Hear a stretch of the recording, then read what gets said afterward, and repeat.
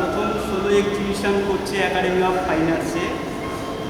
আজ অভ্র চৌধুরীর এক্সিবিশনের প্রথম দিন, 22 তারিখ পর্যন্ত, 16 থেকে 22 তারিখ পর্যন্ত এক্সিবিশন চলবে। আমরা এখানে এসে আপ্লুত হয়ে গেছি যে এত সুন্দর একটা পরিবেশ, যেখানে ফটোগ্রাফিটা একটা অন্য মাত্রা নিয়েছে।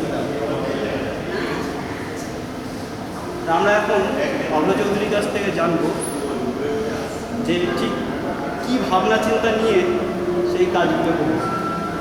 আচ্ছা অভ্র, আমরা দেখতে পাচ্ছি এখানে প্রতিদিন নানা রকম রূপকে নানা ক্যামেরার মাধ্যমে আমাদের সামনে তুলে ধরেছে।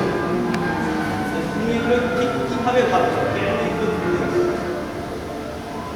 মূলত শহরকেন্দ্রিক জীবনে বেড়ে ওঠা, শহরের মধ্যে সব কিছু গোছ গাছ থাকে, সব কিছু সুন্দর সুন্দর স্কোয়ার লাইন, বক্স লাইন জিনিস উঠছে, অন্যদিকে সবুজে আন্দোলন নেই, কিচ্ছু নেই। এই অবস্থাতে থাকতে থাকতে হঠাৎ করে যখন বোলপুরে নিয়ে কর্মসূত্রে চলে যায়, তখন গিয়ে সেখানে একটা নতুন জগৎ, যে জগতে আমরা প্রত্যেকেই আছি, সেটা নতুন করে আবার চোখের সামনে ভেসে ওঠে। প্রতিটা বাঁকে যে প্রকৃতির রূপ, সেটা নতুন করে আবার দেখতে পাই। সেটা দেখতে দেখতে দীর্ঘদিন তার ছাপ পড়তে পড়তে একটা সময় মনে হলো যে এইগুলো এবার ছবিগুলো তোলা উচিত। তোলার পরে সেগুলো এই আপনারা এখন দেখতে পাচ্ছেন প্রিন্টে।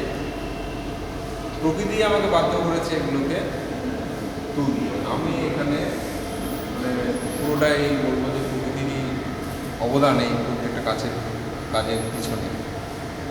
আচ্ছা,